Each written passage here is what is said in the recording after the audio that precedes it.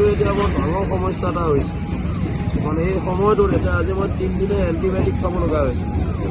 আমি কামৰ মানুহ ওলাই আহিব লগা হয় আৰু ধূলিৰ যিটো বস্তু ধূলিৰ ব্যৱস্থাটো কৰিবৰ কাৰণে প্ৰশাসনে অলপমান ব্যৱস্থা কৰিব লাগে। এতিয়া এই ৰাস্তাটো দেখিছোঁ আজি 3 মাহমানৰ ভিতৰতে 4-5 মাহমান খান্দিছে পাইপ ঠিক কৰাৰ নামত, কিন্তু খান্দি পেলাই উপযুক্ত ধৰণে মাটিখিনি আকৌ ব্যৱস্থা কৰি থৈ নাযায়।